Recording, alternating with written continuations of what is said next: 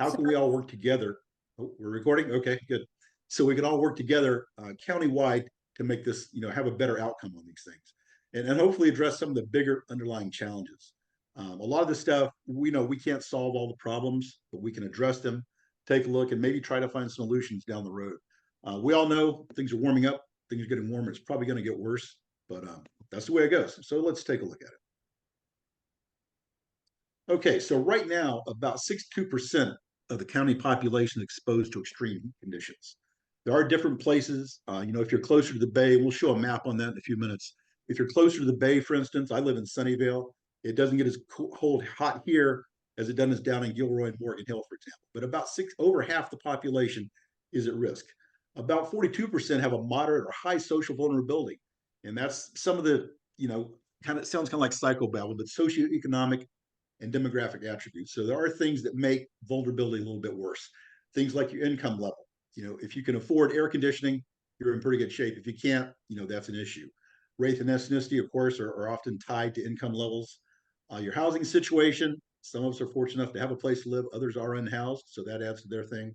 Those with access, perhaps if you don't have access to transit, you may not be able to have access to a cooling center.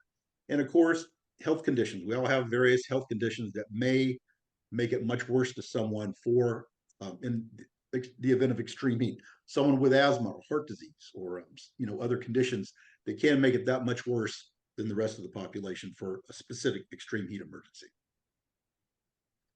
So specifically, who is at risk? Who are the people that face the most danger in the event of a large-scale heat emergency?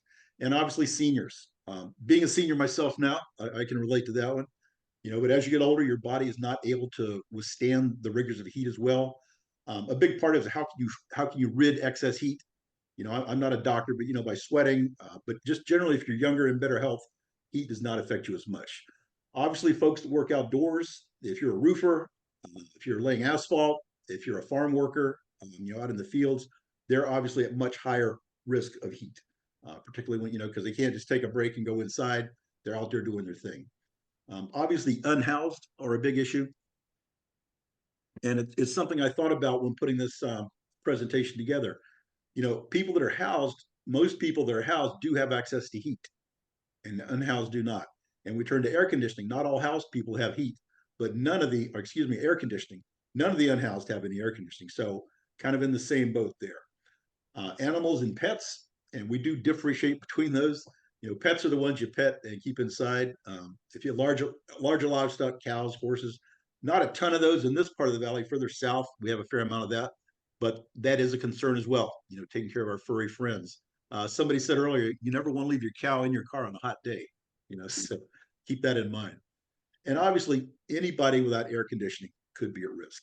And I think we can see. I don't want to get into the whole climate change thing, but just in the time I've lived in California, about 35 years now, it's gotten warmer over time. And back in the day, when you built a house, you really didn't even think about air conditioning. It wasn't a big deal. But now it's becoming more of a big deal. So you can see from the map here, these are kind of the extreme heat, the heat islands, you might call it. And as I mentioned earlier, if you look up by the bay, up toward Mountain View, Palo Alto, Sunnyvale, we get some heat there, but we're closer to the bay, so it's not quite as big a deal.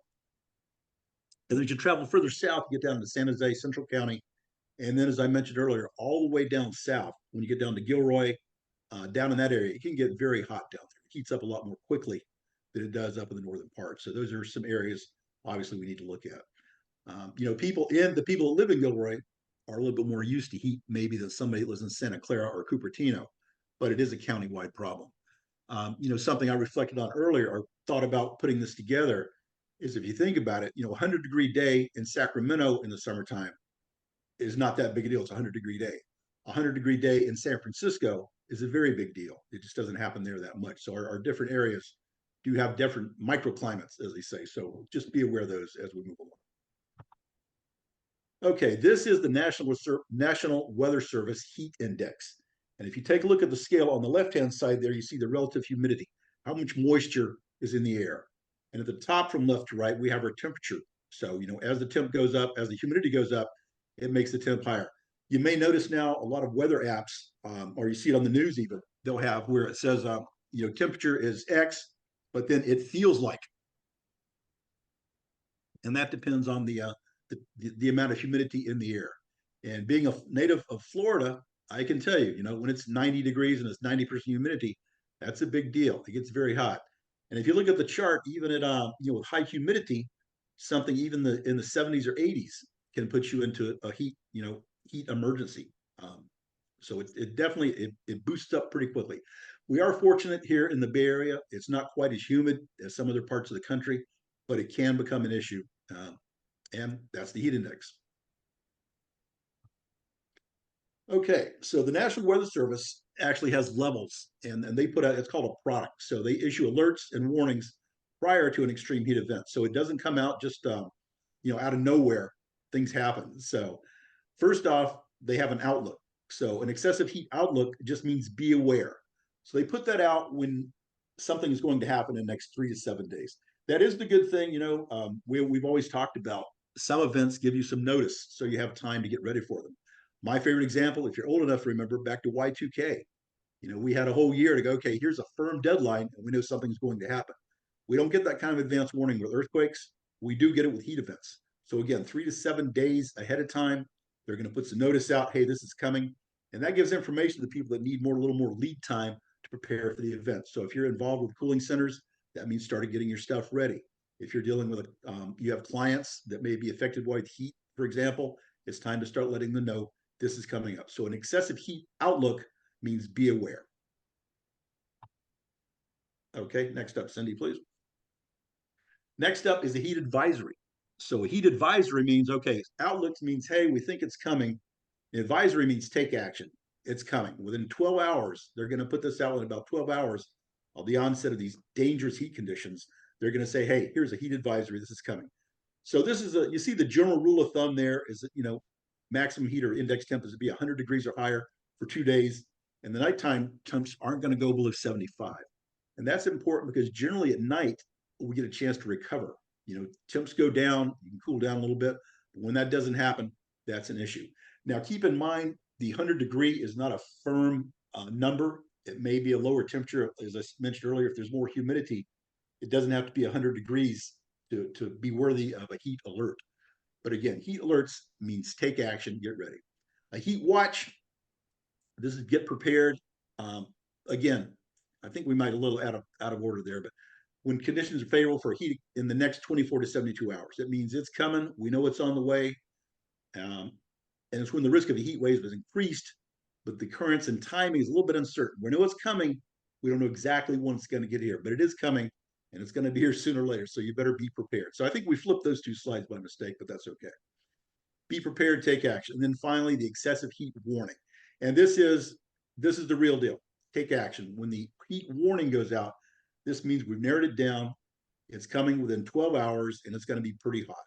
And again, if it's very hot, over 105 degrees for at least 2 days, and again, the nighttime temps aren't dropping below 75.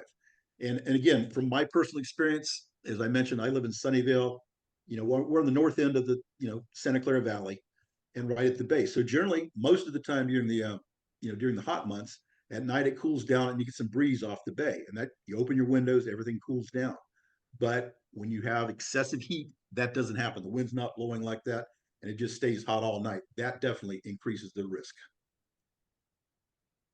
Okay, so what are the risks and what are the symptoms? What can happen? Now, obviously, if your body can't handle the heat overload, bad things are going to start to happen.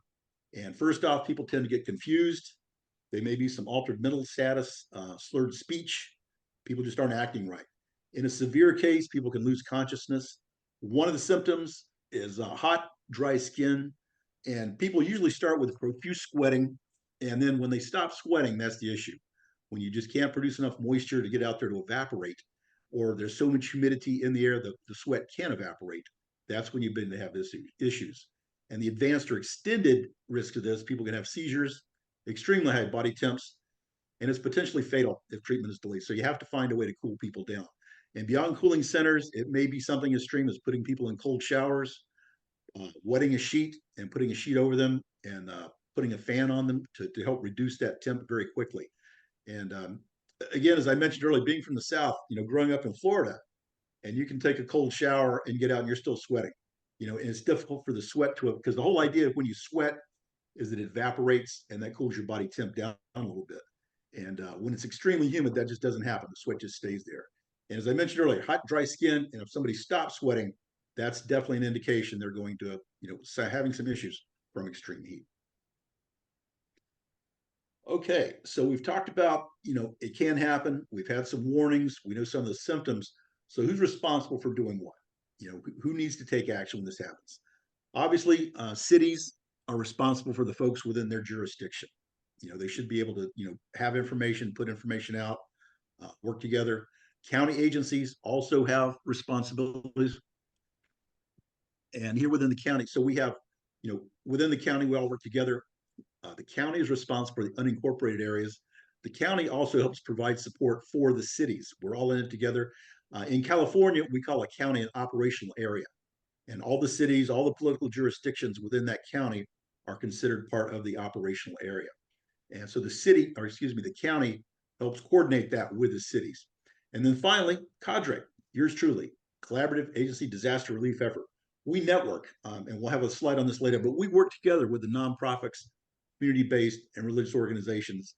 And we try to kind of be the glue that holds everybody together and help spread the word and provide a network for information so we can hopefully get folks working together, combining our efforts to work on these particular, whatever incident might be happening. In this case, extreme heat.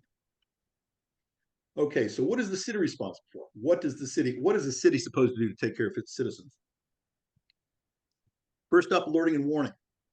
Having a public education and public information campaign, letting people know about it, getting the word out, telling them something bad's happened, here's what you should do and how to be ready for it. And then finally, opening cooling centers for the residents. It is upon the city to have a place and letting residents know where those places are, and in some cases, hopefully helping them get there. So it might be a community. We'll talk more about these in a minute. Community center, a senior center, a rec center, somewhere where people can go and have a few minutes to cool down, and some other resources to help them out. But again, a big chunk is letting them know ahead of time, hey, this is coming, and here's what you needed to be ready. And that kind of ties into, again, not just heat emergencies, but the whole gamut of things, bad things that might happen, whether it's fires, floods, earthquakes, terror, all the bad stuff you can name. It's the city's responsibility to help alert and warn their citizens for those things and help them be prepared for when something might happen. Okay, the county. As I mentioned earlier, the county kind of has the same deal as the cities, except for all the unincorporated areas, and then also helping coordinate with the city. So again, providing information, alerting and warning, helping get the word out to everybody. Cooling centers for county residents in the unincorporated areas.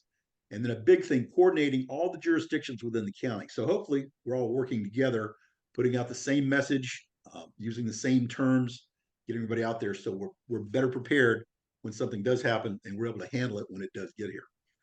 So next one, please. So the county does have, and hopefully every city in their emergency plan has a heat, a heat component. We're going to talk a little bit about this county's heat plan, and these are some things the county needs to do. So they base their Office of Emergency Management, they have an activation process that kind of goes in 4 steps. And it depends on what the National Weather Service puts out. When the National Weather Service does the heat outlook, OEM starts monitoring temperatures. They start taking looks at, okay, is it going to be 80 tomorrow? Is it going to be 90? What's going on? When they get the heat watch, okay, we're okay, it's becoming more, things are starting to heat up a little bit. It's going to happen.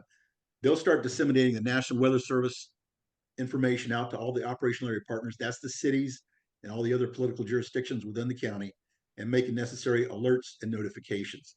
That might be, we do have, I think, did we mention Alert SEC? I don't think we did. There is a great program called Alert SEC. You can sign up for that, and it's a way we can communicate with everyone in the county. If your number is in the regular 411 database, you'll be contacted automatically. If you want your cell phone number or email or text, you have to go to Alert SEC and sign up for it. And that's a system that the county has where they can notify everyone in the county or just a select part of the county. They can, put out a polygon for just one zip code or one neighborhood to let them know about stuff. But it's a way to get the word out for alerts and notifications. At the advent of a heat advisory, then they'll start coordinating operational area calls, generally coordination calls, happening once or twice a day with all the partners in the operational area. And that, again, that would include all the cities, maybe Red Cross, VTA, Parks and Rec, airports, pretty much any organization you can name will be on that call. Highway Patrol, various other folks, so we can get everybody on board with the same message. And then finally, a heat warning. When that, when the red flag goes up, that's when they're going to start opening cooling centers. And depending again on the heat index, overnight recovery, and just how long the heat is lasting.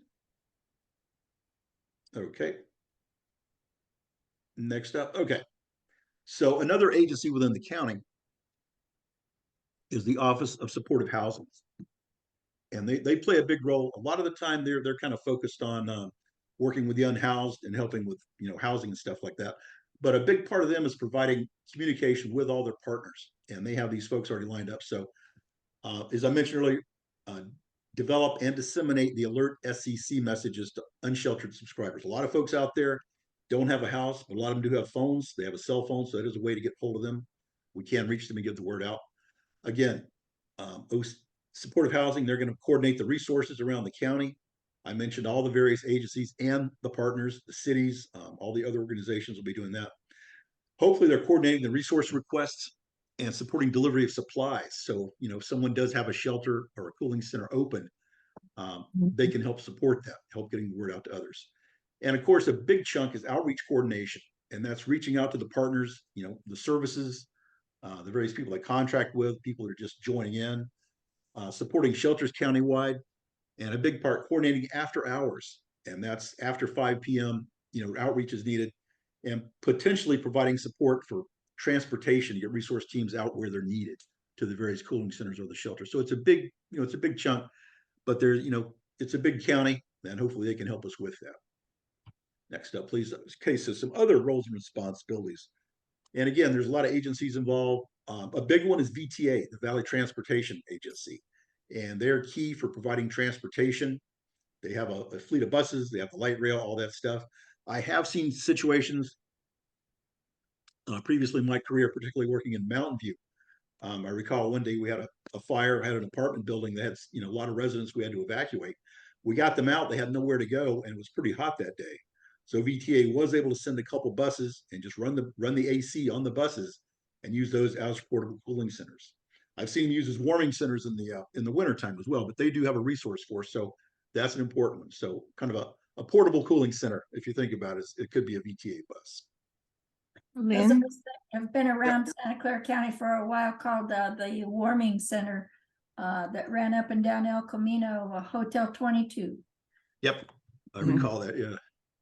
Lynn, can I ask a question? I know that VTA was planning on making rides to cooling centers free during events, but we couldn't find any place on their website, or Marcia was going to check on that because that's important that we could tell people. At the request, I think if OEM requests it, I think VTA then makes it a situation, an upon request situation. I think that they were going to try to make it automatic if there was a declared event, so we didn't have to wait for that. I don't think we're there yet, Francie. Yeah. No? Okay. But I can tell you that the dispatch centers for the various jurisdictions, have VTA on speed dial. And when some, it could be just one jurisdiction, they could send a bus just to Mountain View or just to Cupertino or just to Sunnyvale. Or as you mentioned, it could be in a countywide emergency. They could very well make it free. Yeah, get on the bus, we'll get you to a cooling center, and you'll be cool on the way there. Yeah, and I will tell you from my experience at county, when they start doing those coordination meetings, VTA is one of the agencies that's at the table. So they're there early on enough that they can then start coordinating that transportation, and they're asked at that time. Yeah. And again, VTA does have a heat plan as well. So they're ready to mobilize those extra resources. They call in the extra drivers. They have the other buses available, so they're good to go. So again, more roles and responsibilities. That brings it home to us, Cadre. What does Cadre do in a situation like this? Cadre is not a response agency per se. We're not going out and doing, but we're trying to help coordinate. So coordinating stuff, getting helpful information, data, resources. We reach out through meetings, surveys, research. We do meetings like this. We develop partners and hopefully get people to work together a little bit better, at least get to know each other. So, you have somebody who's out there and what resources and what skills they bring to the party. And you're not meeting, the classic, you don't want to meet somebody at 3 a.m. in the rain for the first time when you're trying to work on an emergency. So we try to coordinate that. Communication is a big part of what Cadre does. We share information and we share resources. You've seen already throughout this presentation, a couple times we have some links, we have charts, we have things where you can get more information. So we may not have all the information, but we can direct you toward information. Email, maps, outreach materials, meetings like this by trying to get people to work together ahead of time so that when we are faced with an actual emergency with a extreme heat, we've done a little pre-planning, we can work together both before, during, and after the disaster, or not necessarily a disaster, but any extreme event. Collaboration, that's what we're all about, is fostering the partnerships. We're building the support networks. We're helping people develop plans. We're reaching out to citizens and organizations and trying to help them be better prepared. And finally, cooperation, trying to develop training exercises, training and exercises, trying to make working together more cohesive. If we can all get on the same page before something happens, we can all work together a lot better when it is going on. So that's the big role of Cadre: coordination, communication, collaboration, and cooperation. In that communication element, I just want to point out that, over the years, Cadre has done a lot of trainings and exercises and shared a lot of information, and all of that information has been put on Cadre's website. So Cadre's website is really turning into a robust resource point, a place where you can get a lot of information about a lot of things. And it just continues to become more and more robust as we go through sessions like this. And, we hear from people like you about your ideas and how we can make a situation better. All of that information then gets shared on our website as well. So just wanted to point that out. That's at cadresv.org. And there it is. Again, just to go back, and it really is a cooperative effort. We can't do it all. We like to, as I say, we like to be kind of the structure, bring information to us, and we'll try to connect the different parts together. Kind of like a spider web, if you think about it. It all reaches out, there's different pieces coming together, and we try to be again, kind of the glue that pulls it all together. It's a good thing. And here, for example, are some of the resources that we have on our web. If you look at the website, cadresv.org, click on preparedness, and it'll take you to links, both upcoming events. Here's what we have coming up. Here's some resources, and here's some announcements. So, and again, we encourage our partners. If you have events coming up, let us know. We get that on the website. Any information put together. All of our presentations, if you go take a look under preparedness, a lot of stuff on there going back, years. Everything we do is on the web. Anytime there's a presentation, it's recorded. You can look at the notes, you can look at the resources, and it's all right there. So it's I like to say one-stop shopping. Check in. We got a lot of good information. If you don't already get the Cadre Connection newsletter, just put that in the chat and we'll pick it up and add you to that list. But Cadre does do a newsletter every month. And if you've gotten a newsletter and you've got information, you went, oh gosh, that newsletter 3 months ago, Cadre did a thing. All of our past newsletters are right there under announcements on the bottom of our front page, as well as all of our upcoming events. And then anything that we've done recently, like we just did a post-disaster cleanup presentation a week or so ago, and that all of that information is on under new resources right there. It will actually take you one stop to where the preparedness section is for that particular session. And again, we're not an exclusive club. Nonprofits, faith-based, government, private, but pretty much any organization. If you're not sure, give us a call, check in. We're happy to have you. We're not exclusionary. We cast a wide net. Everybody come on. It's a big party. Everybody's welcome in the tent, a big tent, I should say. And everybody's welcome to get under the tent and stay out of the rain. Or the heat. Or the heat. Yeah. Okay. So we've talked about cooling centers or a cooling shelter. So what is a cooling center? And pretty much it describes itself. A cooling center is a location usually air conditioned or at least cooled, has been designated as a site to provide respite and safety during extreme heat. And it could be a variety of things. I mentioned earlier, any kind of building, but AC is the key. Just a place where people can get in out of the heat, somewhere you can go and just get away from that burning heat for just a few minutes. And I So think we have. Oh, go ahead. I have a little story right here I'd like to share with you. Mm. A few years ago, and I'm going to try to be as generic as I possibly can, but some of you may know where this happened. But a few years ago, we had an extreme heat situation in Santa Clara County, and a transformer burst near a series of mobile home parks. A bunch of mobile home parks were all kind of clustered together right there where the power was out for a period of time during the heat. And so the city emergency manager decided to open a cooling center. And I happened to be the duty officer for the county that day. So I went to the cooling center, which was in a high school gymnasium. And the only problem was they didn't have any air conditioning.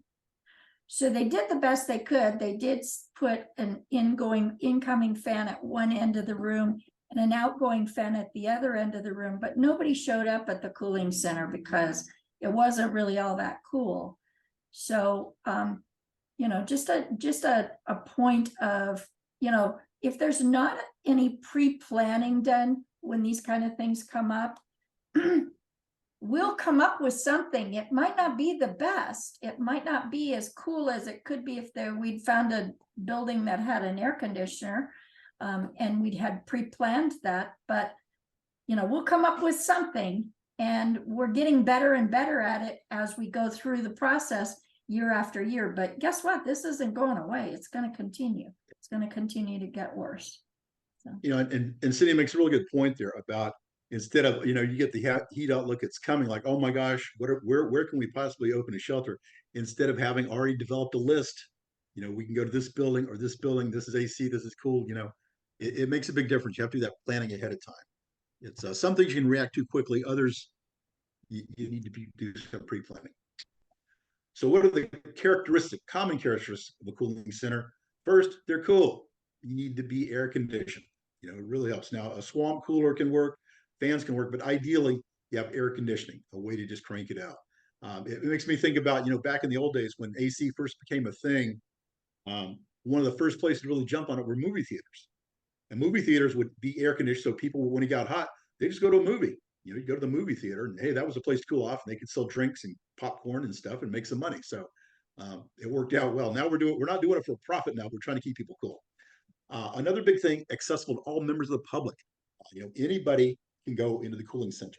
You don't have to show ID at the door. You don't have to show immigration status, anything like that. You're able to just go in and cool off, and that's very important. You don't need to buy a ticket for the movie. I'm sorry? I said you don't need to buy a ticket for the movie. Yeah, you don't have to buy a ticket. You can get in there pretty cheaply, buy ahead.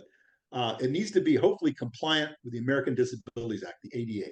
If you open a center like that, for instance, if someone comes in and they have mobility issues, they're in a wheelchair, and the restrooms aren't ADA compatible, that's an issue. You need to have it so everybody, and again, most cities have done their pre-inspections. There's a whole topic on that, functional access and special needs, those kind of things, but it needs to be compliant. Access to restrooms and water. People need something to drink. A water fountain's great, but hopefully if you got some more water supplies, that's a good thing. But access to restrooms, it's a big deal. Needs to be available seating for all guests. You don't want people just standing around. They're out of the heat, but they're standing around or filling up the floor by lying down. So you do want available seating. A big key is widely advertised throughout the community. It does you no good to have the greatest center, the cooling center in the world, and nobody knows about it. How are they, you need to let people know, where are the centers, what are the hours? And hours, kind of it's another thing to talk about, but it's one of the issues is, what about daytime versus nighttime? Most places are open during the day and not at night. Go ahead, Cindy. What about the weekends too? Because sometimes libraries aren't open on Sunday. Yeah, someday I'll do special openings for that. So you need to be sure to get the word out so people know what they are and where they are. And finally, ideally, if they're close to public transportation routes, people can take a bus, to get there or take light rail or some other public transportation means, that's a big deal. Not everybody can afford Uber. Not everybody have a car, but you need to have ways. So those are kind of the things. You need a cool place, a lot of room, a lot of water, access to seating, restrooms, and compliant with the American Disabilities Act. That's very important. Now, Lynn, I think we should also add in, I don't want to be fussy, but Wi-Fi or something for people to do because they're going to be sitting there for hours and they'll go That would be crazy. ideal. I agree. It's a good thing. And I can see if you get too many people in there, it could overwhelm it. But, you kind of have I would say the levels of need. So the most Yeah. important thing is to get you cooled off and have a place to go to the bathroom, get a drink, and then be nice. There's things you have to have and things would be nice to have. And I think that's where we come down on that. Yeah, and I think we're going to talk a little bit more about that too. Yeah, we have some of that stuff. So who's going to operate these cooling centers? That's a big deal. They don't just pop up spontaneously. Somebody has to actually operate them. So city or county government. So obviously within a city, within the cities of Santa Clara County, each city is responsible for their citizens and doing it within their jurisdiction. And again, the county is responsible for all the unincorporated areas that aren't within the city limits. And then finally, the county also has to help coordinate all those cities, coordinate information.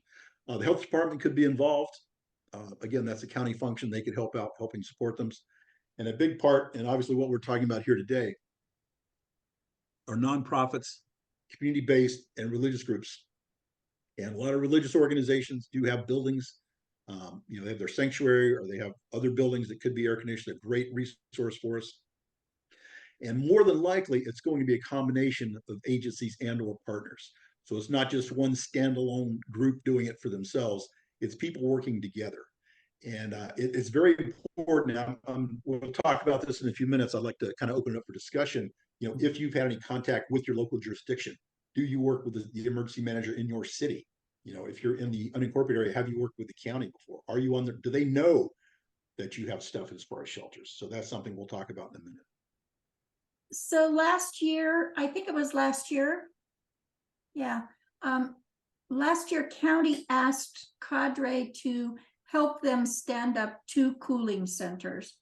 And we reached out to the faith-based organizations in our network, and 2 of the churches opted to provide cooling centers on behalf of Cadre for the county. And they were very helpful.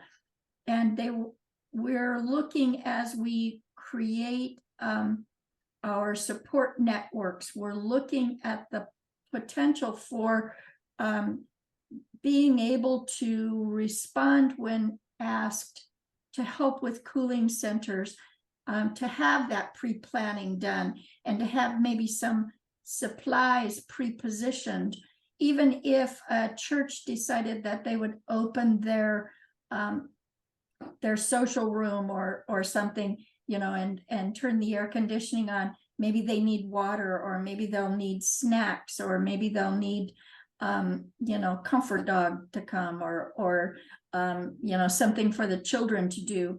So our networks, our support networks, are going to be in a position to work together and think through how we can potentially support those cooling centers in a little bit better way, and do that on a pre-planned level so that we're not scrambling when it's really, really hot.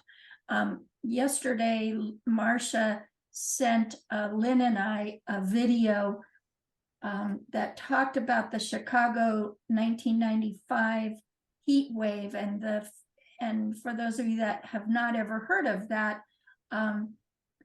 739 people died over the course of, I think, 4 or 5 days in a heat event in July in Chicago. And it was found, after doing a lot of research, that there's some demographics that were specifically more vulnerable, and so therefore had more deaths in that particular heat island or that demographic.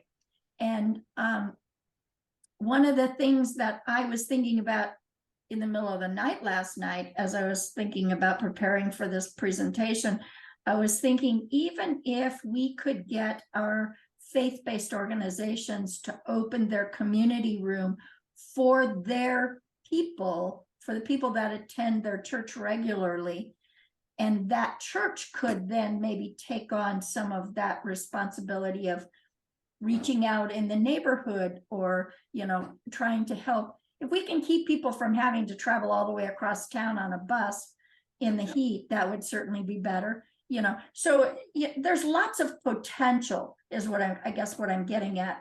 There's lots of opportunity for these cooling centers to look different than they look today.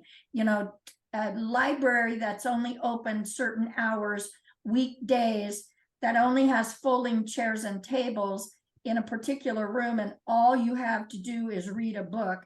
There's no Wi-Fi, there's nothing for kids to do.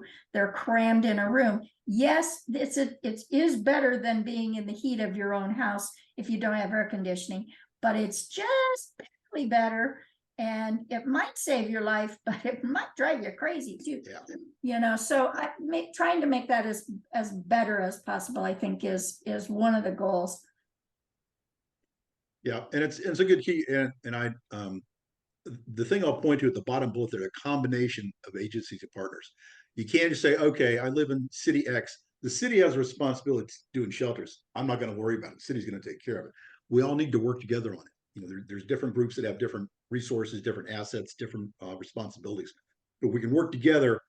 It's going to take care of more people. You know, the city may be able to take care of X number of people.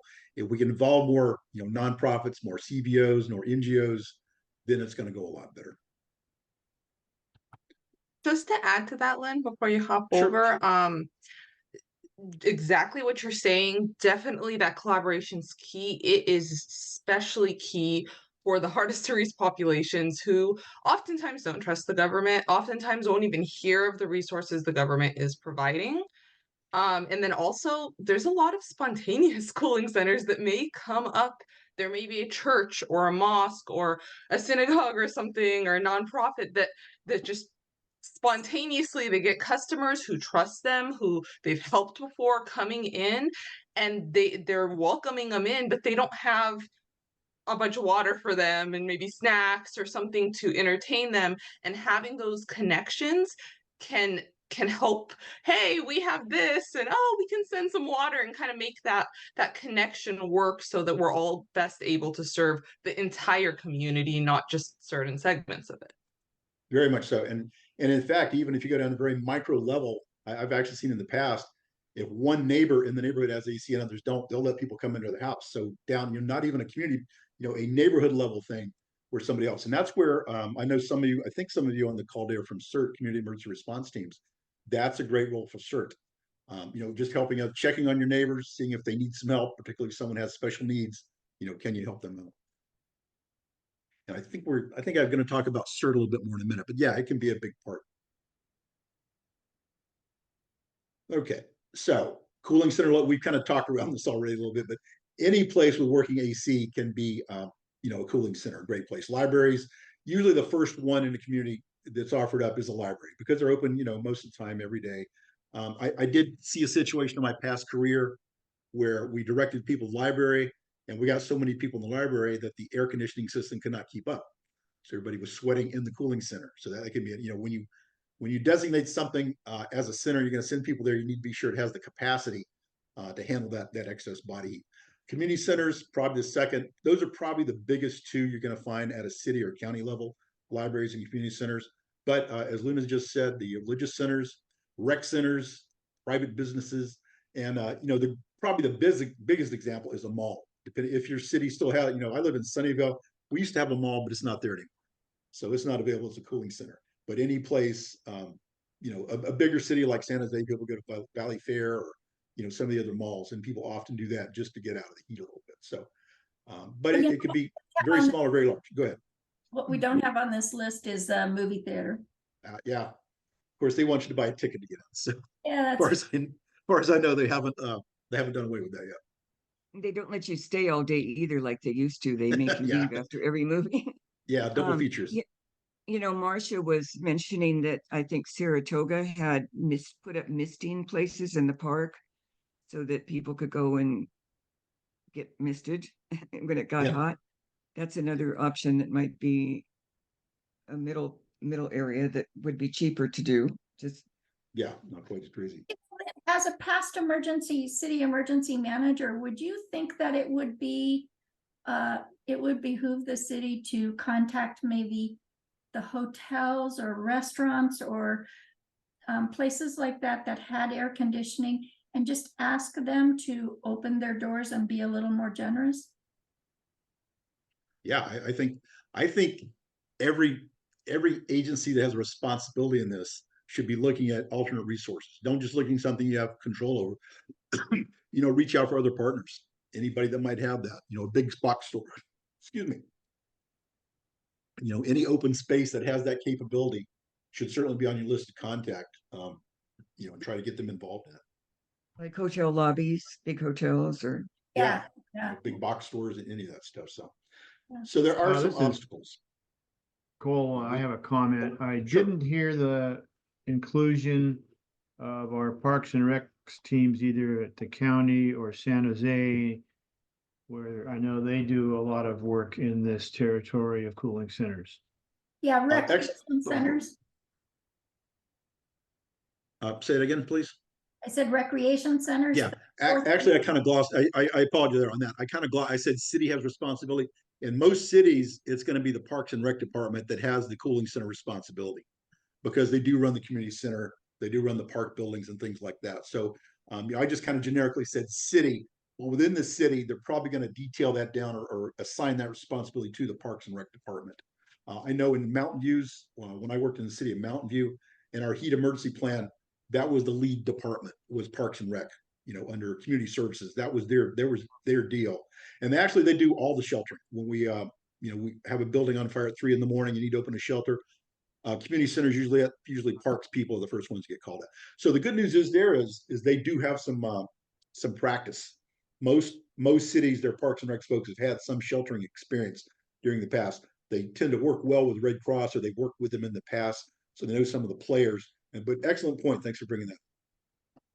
Yeah, I had both the Red Cross person and the city of San Jose's emergency person for Parks and Rec department in a sim class on ICS here just in the last week or so, and they were definitely working together. And there's like over 25 parks, community centers across San Jose, and I'm not just sure how engaged or involved the county parks are.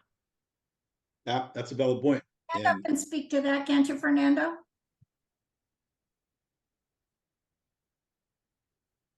Yes, I can say that County Parks does not have any community centers that we're in charge of. And County Parks doesn't have any big facilities other than our interpreter centers, like the one at Hellier and the one at Anderson County Park, that are big enough to hold a lot of people. Fernando used to work for County Parks. But again, you just want to look at all the resources, everything that's out there. You have to be creative sometimes and not just go with the obvious, but look at some of the other small things. So there are some if you obstacles. go on Oh. if you go on the website for cooling centers, it always only says the county libraries, or maybe one or two other places, but it never mentions any recreation centers or any other. If there actually are places people could go, I'm wondering how that list on the county cooling center thing could be expanded to cover all of the places. Yeah, as a Francis, researcher, I can tell you that County Parks does not own, like I said, does not own any community centers. But they have the list of cooling centers for the county. Yeah. And it seems like it appears like that's all there is. It says cooling centers in Santa Clara County, and then it just lists the libraries. So if there are other ones, like I know when churches opened other places, there was no way to get them on that list so people would know about it. I'm just wondering. I think, Francie, that the PIO, the county PIO in the Office of Emergency Management controlled that. Now, I will tell you, when I was working for county, we worked very closely with 211, and we provided that information to 211 so that they could be the owner of where the cooling centers were.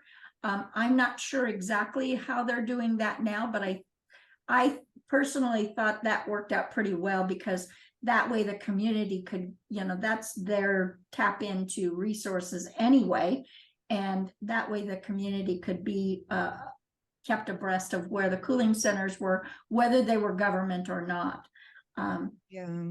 There's- So on the website where it says Santa Clara County Cooling Centers, it could say call 211 for additional sites or something, but it looks like it's everything there is. It seems official, and it doesn't include some things. So I can speak to that too. As preparing for this presentation, I looked at the county website. So, and I don't have the link. I apologize. I should have had that in there. But there is, the county has a thing, and when there is an extreme heat event, as they coordinate with the cities, they'll be adding to that list. So you can go to the county and we'll pull up a list and say, Mountain View has this shelter, Sunnyvale has this, Cooper. They'll list the other jurisdictions and where the shelters are available. So they do have that capability. They don't list them just generically. Wait until they hear from the jurisdiction what's been opened or what's going to be opened, and then they'll list that there. So in the event of the emergency, you'll be able to access that information at one location. So there are some obstacles to cooling centers or getting people to them. Obviously, it might be too hot to walk to the bus to get to the cooling center. It's too hot to ride your bike or walk there. Some folks don't leave the house. It may be, some folks may be mobility impaired. They don't have someone to help them if they're, in a wheelchair or something to that extent. Some people have just issues with leaving the house. Some folks have a fear of going to a government facility. I can speak from experience, going to numerous fires and various things in evacuations. And Red Cross comes and opens a shelter, and some folks are afraid to go to the shelter. They're not sure their immigration status. And you have to get the word out. We're not going to check. We're not looking for papers here. We don't have, Customs and Border Patrol. We're not patrolling these shelters to see if you're not here legally, that kind of thing. A lot of folks can't afford air conditioning. Some have it. Not everyone does. The standard back in the day, building in the valley, people didn't have air conditioners. Now it's, now people tend to have them. But I don't have air conditioning in my place. I live in a condo. We don't have air conditioning. There are places where it's added on, but a lot of places don't have it. Some folks, and this isn't as huge, but Cindy, we'll have a slide for that documentary a little bit later. But sometimes folks, depending on their neighborhood, are afraid to open the windows. They're afraid if I open my window, I'm going to have issues. Someone could, break in or, harm me. So afraid to open the window and let that cool, or let more air in, even if it's not cool, do that. And there could be other obstacles. Can anybody think of another thing that might get in the way? Yeah, here's where we really need your input. So speak up, and Francie's going to take some notes, or you can put it in the chat. We do have a comment in the chat, or a question in the chat. Someone was curious about, how do you create a DIY extreme heat preparedness kit? What would you put in an extreme heat preparedness kit?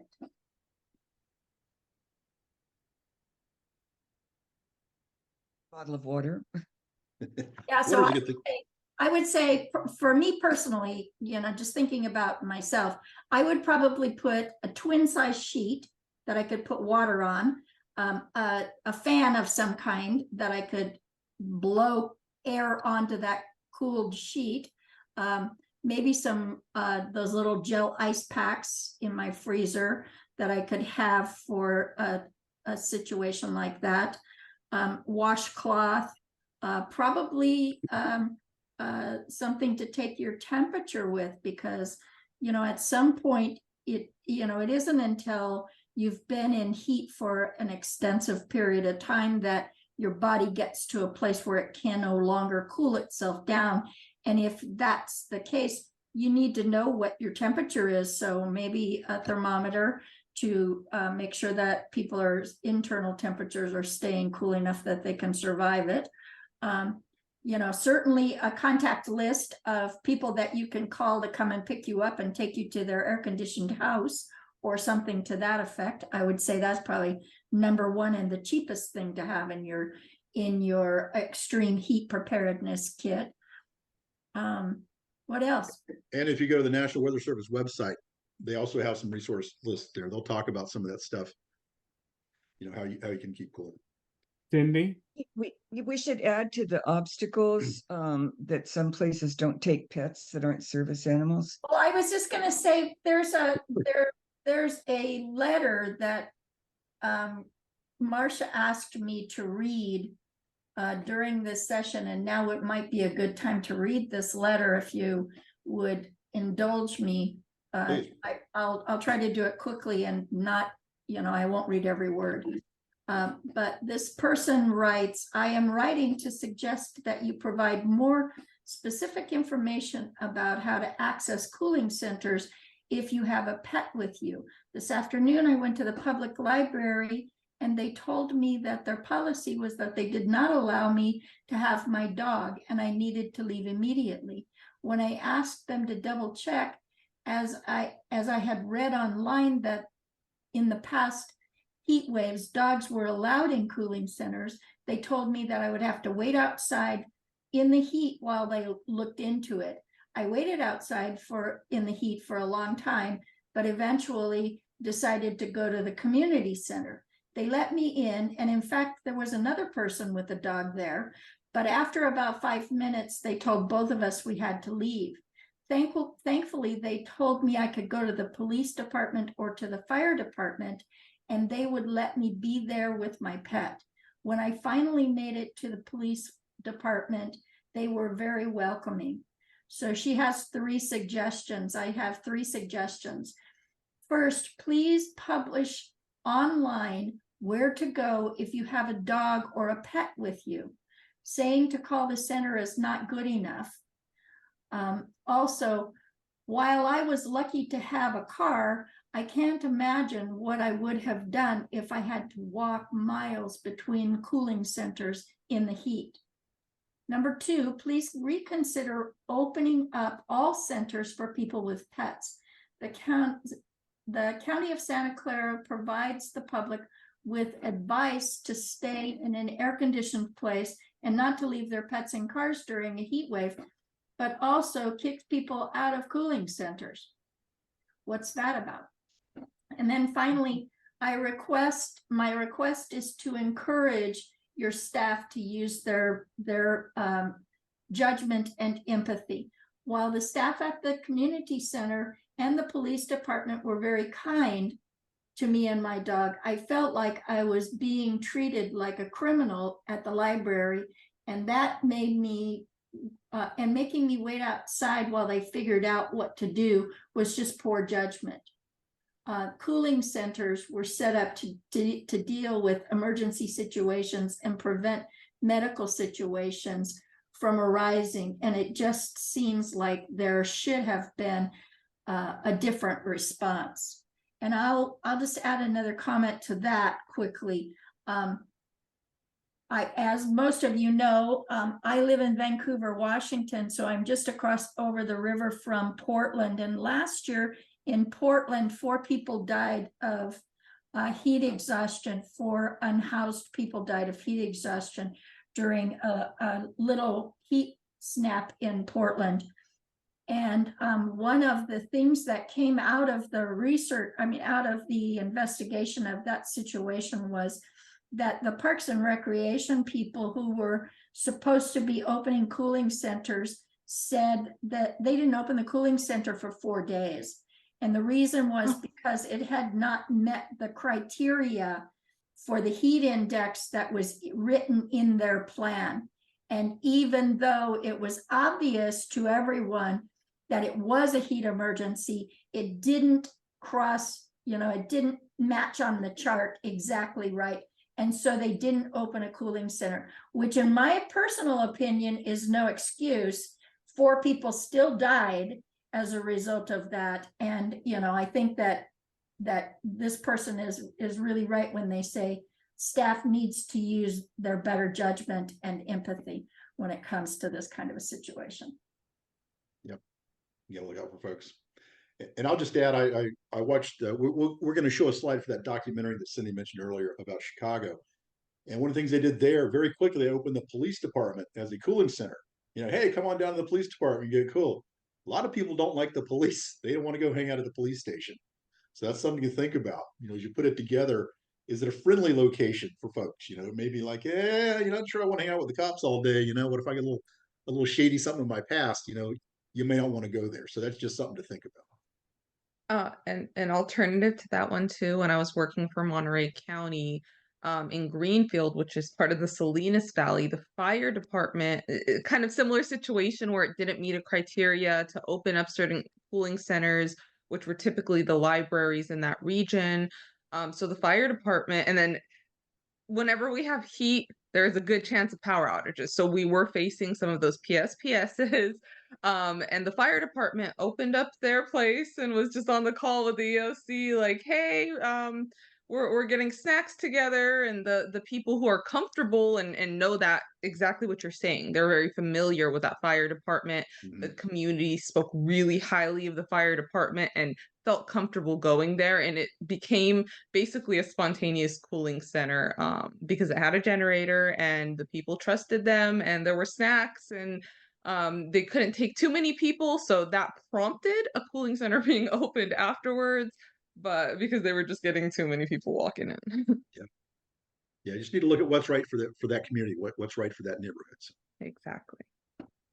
Other obstacles? Anybody can come up with other obstacles that might keep someone? This is cool. The lesser served community, the homeless, and being the chair of the Veterans Commission, if they don't have a place for their dog, they're not going to go in.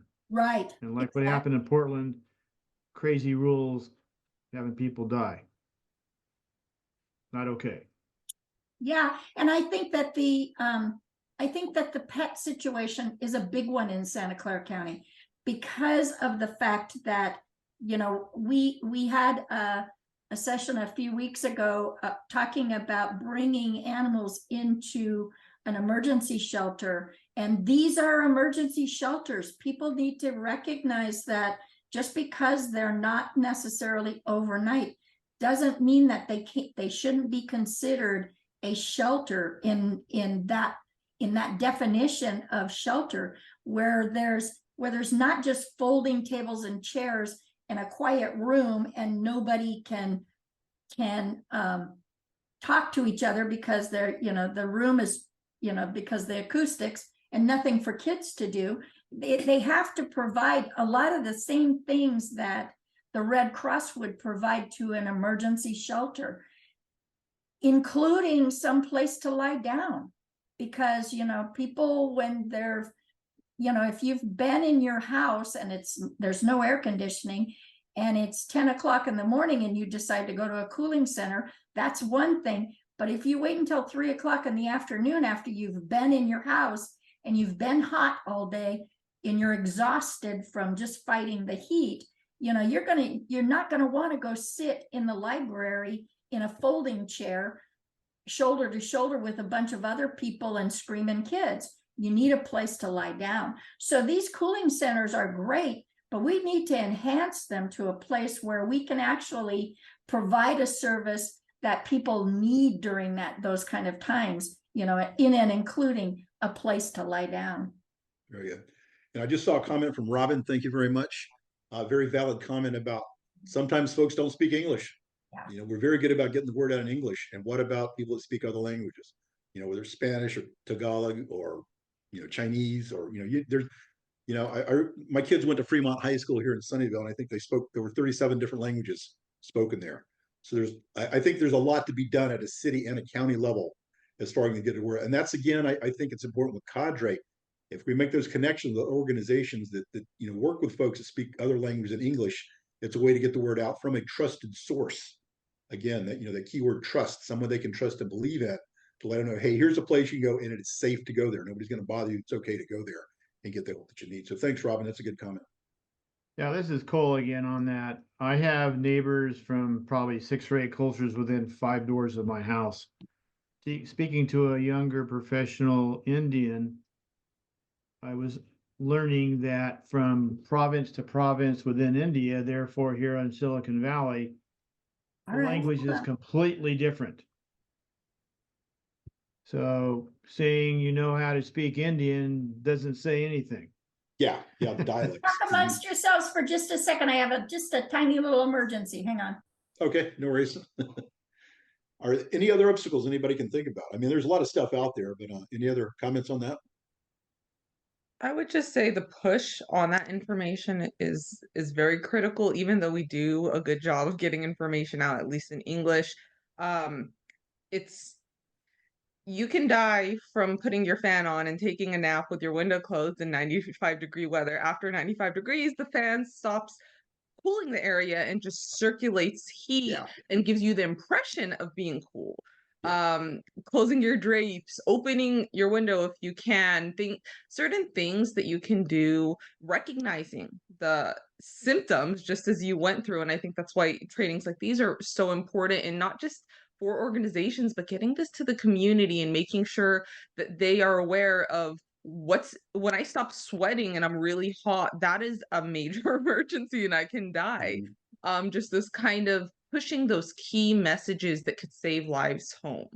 I think is really it can be an obstacle, and it definitely is a leading reason for death, even if we have cooling centers, even if we have all of the other things, which we could definitely bolster, continuing that the key messages of information to save lives during heat, I think, is really critical in all languages, not just those that we legally deem significant.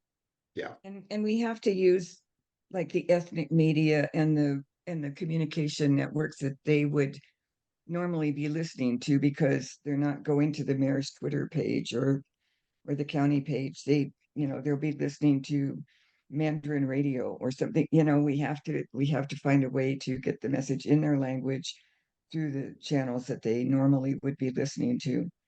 And that's something that Cadre's been working on for a long time. It's really complicated, and but we've made a lot of headway. I think we have a lot of connections, and if something happens, we could contact a lot more people in a lot more languages than we could last year. And we'll just keep going. And if anybody wants to help with that, please contact me. And we'll continue to expand. And Robin's got a really good comment too. She says, I think encouraging the community to build connections in advance of extreme heat events so that communities check on communities during these events. So, CERT teams and neighborhood associations, and just checking with your neighbors. And if you are a senior and you live alone, planning for yourself in advance and maybe getting that word out now. We know that heat events are going to happen. I can't tell you exactly what day there's going to be a heat event in Santa Clara County, but I can almost bank a paycheck on the fact that it'll be in July. Yeah. So we got a few months. So let's tell them now let's talk to them now about what they should be doing to be prepared for that, And good point, Robin. I completely agree. It is, and it's kind of, if you think about it, there's stuff we need to be ready for all the time. Earthquakes, for example, and then seasonal stuff. The cold, cold weather in the wintertime, hot weather in summertime. Usually in the fall, that's when we get the wildfires and the bad air conditions. So there's stuff that we know it's coming, and the stuff that's going to happen. We don't know when it's going to happen. It's stuff when we have a heads up, we should definitely be able to prepare for that a little bit better. Well, and as we look around at the weather conditions and the climate change, I don't see it getting any better. I see it just getting worse. So Yep. And on that happy note, I'll change to the next slide. Okay, there we go. Okay, so is our current model sufficient? What we've talked around some of this. What kind of things see in cooling centers for different groups? We have a lot of tech workers here. A lot of people work virtually, may or may not have AC. So students. Go ahead. Slide that Marsha put together for us, and Lynn and I kind of teetered on how to use this slide, and I think that it's almost a what if you were a tech worker who is working virtually and had no air conditioning. What kind of resources would you need? And I think that letter answered a lot of that. What kind of resources would you need to go to a cooling center and have everything you needed if you were a student? I suspect you'd need a desk or someplace quiet and Wi-Fi maybe. You know, if you had a mobile, if you were in a mobile home without air conditioning, what kind of resources would you need? Transportation? Communication? Yeah, and that one's, I think, having formerly lived in a mobile home in Florida in the summertime, mobile homes heat up very quickly. If they have AC, they heat up, it's just a tin box and it's gonna get pretty hot very quickly. Some of the mobile home parks have, like community centers within the park that are available. Others may or may not. So that's certainly a large concern. And I could see, a single large mobile home park could overwhelm a city's capability to provide cooling centers for that part of town.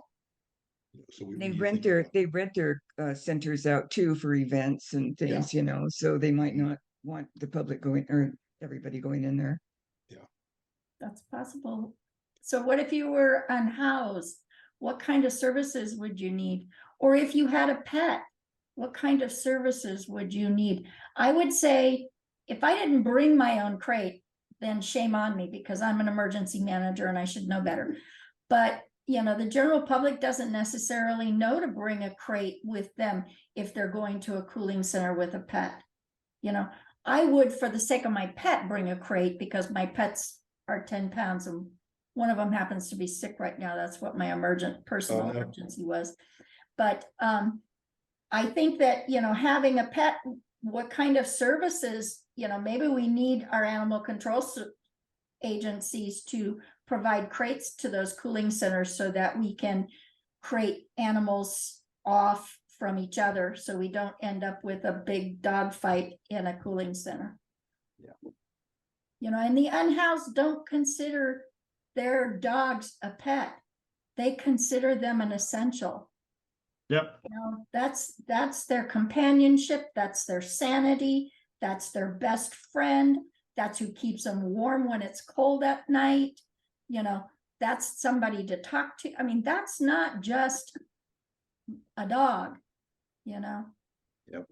So don't just treat And it. on the other side of that, Cindy, are two things to consider, whether it's been vaccinated and its emotional state, because it's so one person oriented, it may not be very socialized. So when setting up shelters, like the Sacramento team has done an amazing job putting on a 2-day workshop for that, separation and all is really a part of the process. We talk a lot about dogs and I talk a lot about dogs because I'm a dog person, but I tell my daughter all the time, who's a cat person, make sure that you train those cats to be able to get in a crate, because if you have to evacuate with a cat, there's nothing harder than trying to get that cat out of the corner of your room under the bed and you're in the middle of a disaster, and the silly cat won't go in the crate, all claws out, And that also applies to large animals that happened throughout the circle of fires, with horses never having been trailered. So what about shut-in seniors? that's the one I was gonna get on that one, because that's a big deal. Someone that's there, they're alone, if they don't have friends or family around to help them out. And that's where neighborhood stuff, I think, kind of like the certs, come into play. Somebody that knows they're there can kind of help them out a little bit, reach out and try to help those folks. I think one thing that we haven't mentioned is that some of the medications that seniors typically take make the heat worse, the effect of the heat worse. Blood pressure medication. And if they have to be refrigerated and the air condition, and the power goes out because of the heat, then we've got a whole other issue as well. There are agencies that know where some of those seniors are that are shut in because they take them to doctor's appointments. So they provide transportation day to day, and they provide food. So, what's the Meals on Wheels. Meals on Wheels provides food. Meals on Wheels also provides information, and they bring food in on a tray that has a paper bottom on it that has information. So we could at some point potentially make some kind of a placemat like document that we could give to Meals on Wheels to put on the tray to talk to the seniors about how to prepare for heat.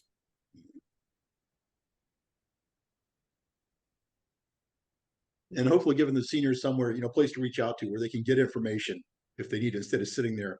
The documentary, again, we have a slide coming up, I promise, on it. They talked about seniors just basically died in a room. They didn't have anyone to reach out to, and there they were. It's not the next slide. Sorry, I thought it was. It'll come up in a minute. So, and so what if you're someone that just needs a cool place to be? It doesn't even matter. I mean, what kind of, if you've got the money to go to the movies, that's great. But if you don't have the money to go to the movies, is there a possibility that the city could ask the movie theater to open up a room and play cartoons or something? I don't know.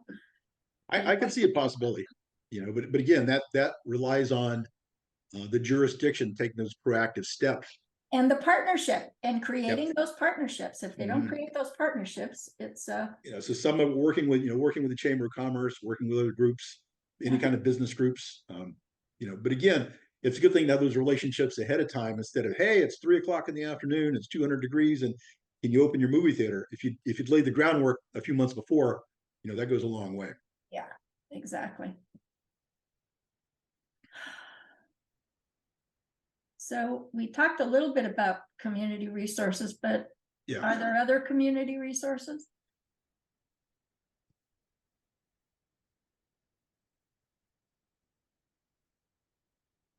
I think you're muted, Francie, if you're trying to talk. Francie, you're muted. I see your lips moving, but no sound. Oh, I was saying that, anything in a big emergency, everybody will respond, but on this kind of situation where it's going to be just ongoing and getting worse, we can't count on agencies or even businesses to just keep putting out consistently without any way of being reimbursed, or it's just not sustainable for them, and we can't set up a plan that expects them to do that until they just go down. So the government should be putting resources aside for this so that they could reimburse, and discussing what could be, because just keeping air conditioning on extra hours for a whole bunch of people is going to be more and more expensive as PG&E keeps raising their rates. And it's just like, not as we have to set up a plan that will work as things get worse, not expecting things to be over. Robin says, or just have a budget line item to pay for it. And I would assume that you said that during the conversation about movies, but it certainly falls into what you're talking about too, Francie. And 211 does have some funds available to help pay for PG&E or that sort of stuff. But is there an opportunity for Cadre to have some kind of, some movie tickets that we could send some people to the movies to cool off, or, have some place like that, coupons to a restaurant, an ice cream parlor, or Silicon Valley Independent Living Center might be able to get some kind of grant or donations or something. But I'm thinking more about like I was talking to I think it was the Korean American Community Agency, and she tried to open up once a cooling center, but they have to pay their staff to be there. They can't just open their place and let everybody come in and hang out. And so they have extra staff costs, they have extra utilities cost. They had to put out snacks and water that cost something. And then as it turned out, on that day, nobody came because they couldn't get there. There was a senior center right down the street that had no air conditioning, and they were trying to help them, but they couldn't get there because there was just no van and it was too far for them to walk. And they didn't know about if VTA was free, but anyways, they opened it up and nobody came. But just as an example, if they were going to do that and people did come, it would cost them money every time they did that. And there should be some place that they could apply, something arranged in advance that these things could be reimbursed with certain records or certain, documentation or pre-agreement,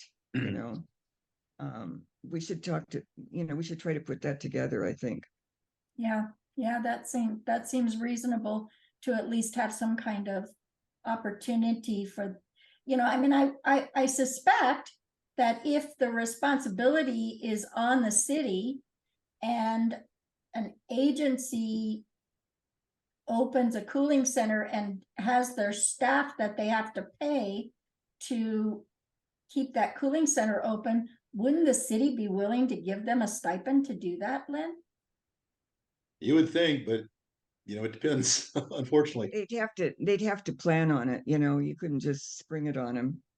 Yeah. Well, and I think it might be a situation where, I went to a conference recently and United Policyholders was there, and I'm sorry, I'm dragging us off topic a little bit, but United Policyholders was there, and they talked about when a disaster happens, they'll come in and they'll talk to all of the insurance companies and make sure that they're reasonable with things like rebuilding. Say for example, they go into a tornado area and the houses are all torn down, and one agency says you can rebuild, you have a year to rebuild, and another agency says you have 3 years to rebuild. Well, United Policyholders will go in and talk to all of the agencies and say, everybody agree that this situation, we're going to give everybody 3 years to rebuild. Well, Cadre could do something similar to that by saying, let's all agree that we're going to help pay this small company that is opening their library as a cooling center. Let's all agree that somebody's going to pay them, or that we're going to have funds available. So, get some of that coordination We going. should write up some guidelines or suggestions for cities. Well, it goes to having MOU, memorandums of understanding ahead Yeah, of time. So you're not in the middle, oh, can you help us out? Well, what about insurance? What about reimbursement? If you've done the legwork ahead of time, it helps. it needs to be worded appropriately too. It needs to start off with, you're the one that is legally responsible, city, for the safety of these people. So therefore, yeah. Okay. Any other creative new solutions that we haven't already, any other dead horses that we haven't already beat? I really agree with you, Cole. I think it is a grassroots effort. I think it is at the neighborhood level where we can make the biggest impact. I know myself, I know my neighbors on all sides. I've already done Map Your Neighborhood here, so our neighborhood is pretty okay, but things like Map Your Neighborhood and CERT, and knowing where those shut-in seniors are, especially, is going to save lives in a disaster. Shut-in vets also. Sure. There's a real crossover between in San Jose, Fernando and the team has built from 0 to over 1,100 certs in San Jose. And we just had a countywide skills day for all the certs and all the municipalities coming together. And there's a good crossover between us and the neighborhood associations. That's a good place to build. Well, and like Marcia's little $4 tree page that's on the reference in Cadre to earthquake, I always am meeting people where they are, because the further we go to lesser served or the east side, the more people we have working 2 and 3 jobs that don't have 20 hours for a cert course. So, hey, here's a start of 4 $20 lists to get you going. And just take one item a week if it is, really tight. There's a really good pamphlet that PG&E helped to push out several years ago. And it is a calendar, a 52-week calendar that has in priority order what you should buy for your emergency kit and what you should do for your emergency preparedness each week. So it breaks it into 52 pieces and makes it a lot more affordable. I'll see if I can find that pamphlet. It was published locally in San Francisco Bay Area. I don't think it was ever done on a global level, but it's one of my personal favorites. Absolutely. Yeah.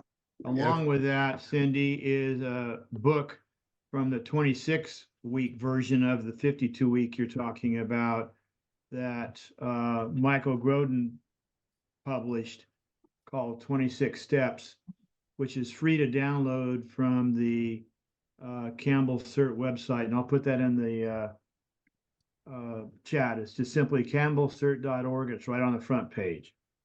Okay, great. And if I could follow up on Cole's comment, very important. I noticed that, back in the day when I was doing CERT, I was the CERT coordinator for a city of Mountain View, and almost everyone in CERT owned their own home. We had very poor penetration into apartment buildings, and a lot more people live in apartment buildings than live in houses. So it's a big thing. Again, socioeconomic of getting people involved in these programs that don't have some of the economic advantages that others have. The nice thing about Michael's book is you can customize the food you would eat versus the food I would eat, the sizing, the quantities, pets, no pets, on and on. You have a senior living with you, etc. That is really a nice additional tool from that. So this is being put in the chat for you right now. Thank you. That's good stuff. So it's a big issue, a lot of stuff out there. Again, if we all just keep thinking about it, hopefully it's going to help us all out, do a little bit better when something does happen. So here are some of the resources. There's some links to the cooling centers and the county website. Again, a lot of information, animals, seniors, National Weather Service, a lot of stuff there. So you can check that out. And it's a way, it is a pretty good resource with a fair amount of the information we've already talked about here, but it's good stuff certainly there. And this is the documentary we were talking about, Cook, Survival by Zip Code. It's an Amazon video. It does cost, I think, $4.99 to watch it, but it's a really good video. Talks about the 1995 heat event in the city of Chicago. And they figured they had, by the excess mortality, as Cindy mentioned, almost 740 people died as a result of heat. And I watched it last night, and one of the most ironic things I think about is when they realized it was getting bad and they were getting bodies all over the place, they brought in refrigerated trucks to store the bodies. And somebody said, so you're telling me once I'm dead, you're going to refrigerate me. While I'm alive, you can't help me out. So it makes you step back and think about, what are we doing to keep people, to prevent them from going into that refrigerated truck? Maybe we can get them into some cooler space before they're in a body bag in a refrigerated truck. It really makes you step back and think about it. Again, more climate resources. This is, I believe, is this from our website? I think Cindy? I think so. I think it's on the Cadre website, but it's climate risks, kind of stuff we've been talking around, how climate affects community health. Again, more integrated health warning information. There is an EPA heat island map. They can make a big deal. So it's good information, stuff to take a look at and get some background, what can go wrong. The last item on this list is a Dying Alone interview, and it's the author of a book that is a case study of that Chicago 1995 event. And I actually downloaded that document. I can make it available to you. I think Marcia has it on our climate risk website, but it will be as a part of this this session as well. So I believe at the end, when you exit, there will be a 20-second survey, but I can't promise you that. I did not make a survey, and I don't know whether Marcia did. And Marcia's on a plane right now, so fortunately we don't have that information. But if you disconnect and there is a survey, if you would please do the survey, I would really appreciate it. I'm sure Lynn would as well. Yeah, it's great to get the feedback and hear what people think. What can we do better next time? What do we do well? What can we do better next time? That's good stuff. So we do have some stuff coming up. Oh, actually, you want to talk about this, Cindy? I think you're probably. Sure. We have a couple of sessions coming up. The first one is on May 8th. It's a Zoom session called The Power of Faith. And we're putting support networks together, as you all know. Marcia has taken the lead on the faith-based organizations support network. And this is a kickoff meeting for that conversation to talk about the power of faith and the power of, incorporating some of the conversation that we've had today into the faith-based organizations, and maybe they can help us with cooling centers and other things as well. On the 14th is the second half of our annual symposium. The first half was done via Zoom on April 24th, and you can see that recording on our website under preparedness trainings. You'll see that on April 24th, we did Standing Together, part 1 of our symposium. We're talking about long-term recovery this year for our symposium, and we're bringing in some of the big guns, if you will, from the VOAD, from National VOAD, and from our state VOAD, as well as some other organizations, bigger organizations like Crisis Cleanup and United Policyholders to tell us a little bit about what they do, but to help us figure out how to create that community disaster recovery framework. And we're moving forward with a lot of that kind of work this year. That's one of Cadre's goals, is to solidify some of that long-term recovery upfront work that needs to be done.